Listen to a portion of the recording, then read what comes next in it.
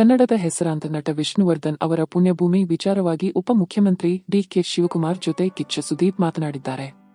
ನಿನ್ನೆ ಡಿಕೆಶಿಯನ್ನು ಭೇಟಿ ಮಾಡಿದ್ದ ಸುದೀಪ್, ಅಭಿಮಾನ ಸ್ಟುಡಿಯೋದಲ್ಲಿರುವ ವಿಷ್ಣು ಪುಣ್ಯಭೂಮಿಯನ್ನು ಅಭಿಮಾನಿಗಳ ಕೋರಿಕೆಯ ಮೇರೆಗೆ ಹಾಗೆಯೇ ಉಳಿಸಿಕೊಳ್ಳಬೇಕು ಮತ್ತು 10 ಗುಂಟೆ ಜಮೀನನ್ನು ನೀಡಲು ಸಹಕರಿಸಬೇಕು ಎಂದು ಮನವಿ ಮಾಡಿದ್ದಾರೆ. ಇದರ ಇನ್ನಷ್ಟು ಮಾಹಿತಿ ಇಲ್ಲಿದೆ ನೋಡಿ.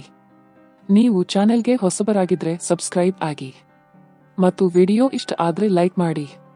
ಕನ್ನಡ ಸಿನಿಮಾ ರಂಗದ ಮೇರುನಟ ಡಾ. ವಿಷ್ಣುವರ್ಧನ್ ಅವರ ಸಮಾಧಿ ನೆಲಸಮ ಆಗುತ್ತಾ? ಇಂತಹ ಆತಂಕದ ಮಾಹಿತಿಯನ್ನು ಡಾ. ವಿಷ್ಣು ಸೇನಾ ಸಮಿತಿಯ ಅಧ್ಯಕ್ಷ ವೀರಕಪುತ್ರ ಶ್ರೀನಿವಾಸ್ ಹೊರಹಾಕಿದ್ದಾರೆ. ಈ ಕುರಿತು ಅವರು ಈ ಹಿಂದೆ ವಿಡಿಯೋವೊಂದನ್ನು ಸೋಷಿಯಲ್ ಮೀಡಿಯಾದಲ್ಲಿ ಪೋಸ್ಟ್ ಮಾಡಿದ್ದು, ಯಾವುದೇ ಕಾರಣಕ್ಕೂ ಬೆಂಗಳೂರಿನ ಅಭಿಮಾನ ಸ್ಟುಡಿಯೋದಲ್ಲಿರುವ ವಿಷ್ಣುವರ್ಧನ್ ಸಮಾಧಿಯನ್ನು ನೆಲಸಮ ಮಾಡುವುದಕ್ಕೆ ಬಿಡುವುದಿಲ್ಲ ಎಂಬ ಸ್ಪಷ್ಟ ಸಂದೇಶವನ್ನು ನೀಡಿದ್ದಾರೆ. ಅಭಿಮಾನ ಸ್ಟುಡಿಯೋದಲ್ಲಿರುವ ವಿಷ್ಣು ಸಮಾಧಿಯ ಜಾಗದ ಕುರಿತು ಕಳೆದ 13 ವರ್ಷಗಳಿಂದ ವಿವಾದ ಕೋರ್ಟ್ನಲ್ಲಿದೆ. ಹಾಗಾಗಿ ಹಿರಿಯ ನಟ ಬಾಲಣ್ಣ ಕುಟುಂಬ ಹಾಗೂ ವಿಷ್ಣು ಅಭಿಮಾನಿಗಳ ನಡುವೆ ಕಿತ್ತಾಟವು ಹಲವು ವರ್ಷಗಳಿಂದ ನಡೆಯುತ್ತಾ ಬಂದಿದೆ.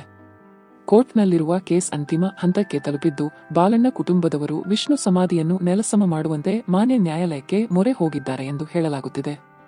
ಈ ವಿಷಯವನ್ನೇ ವೀರಕಪುತ್ರ ಶ್ರೀನಿವಾಸ್ ತಮ್ಮ ವಿಡಿಯೋದಲ್ಲಿ ಹಂಚಿಕೊಂಡಿದ್ದಾರೆ. ವೀರಕಪುತ್ರ ಶ್ರೀನಿವಾಸ್ ವಿಡಿಯೋದಲ್ಲಿ ಹೇಳಿದಂತೆ, ಬಾಲಣ್ಣ ಕುಟುಂಬದವರಾದ ಕಾರ್ತಿಕ್ ಯಜಮಾನರ ಪುಣ್ಯಭೂಮಿಗೆ ಸಾಕಷ್ಟು ತೊಂದರೆ ಕೊಡುತ್ತಿದ್ದಾರೆ.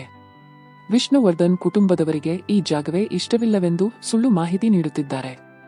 ಅಭಿಮಾನಿಗಳು ಪುಣ್ಯಭೂಮಿಗೆ ಕಾಲಿಡದಂತೆ ಪೊಲೀಸ್ ಠಾಣೆಗೆ ದೂರು ನೀಡುತ್ತಾರೆ.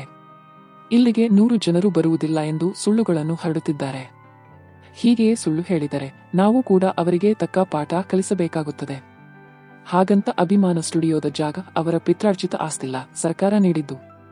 ಈ ಕುರಿತು ನಾವು ಹೋರಾಟ ಮಾಡುತ್ತೇವೆ ಎಂದು ಎಚ್ಚರಿಕೆಯನ್ನು ನೀಡಿದ್ದಾರೆ. ಮುಂದುವರೆದು ಮಾತನಾಡಿರುವ ಶ್ರೀನಿವಾಸ್, ವಿಷ್ಣುವರ್ಧನ್ ಪುಣ್ಯಭೂಮಿಗೆ ಕೇಳುತ್ತಿರುವುದು ಕೇವಲ 10 ಗುಂಟೆ ಜಾಗ. ಈ ಹಿಂದೆ ಬಾಲಣ್ಣ ಕುಟುಂಬದವರು ಜಿಲ್ಲಾಧಿಕಾರಿಗಳ ಎದುರು 10 ಗುಂಟೆ ಜಾಗ ಕೊಡುವುದಾಗಿ ಹೇಳಿದರು. ಪತ್ರವನ್ನು ಕೊಟ್ಟಿದ್ದರು. ಈಗ ಬೇರೆ ರೀತಿಯಲ್ಲಿ ಮಾತನಾಡುತ್ತಿದ್ದಾರೆ. ನಾವು ಪುಣ್ಯಭೂಮಿಯನ್ನು ಉಳಿಸಿಕೊಳ್ಳಲು ಎಂತಹ ಹೋರಾಟಕ್ಕೂ ಸಿದ್ಧ.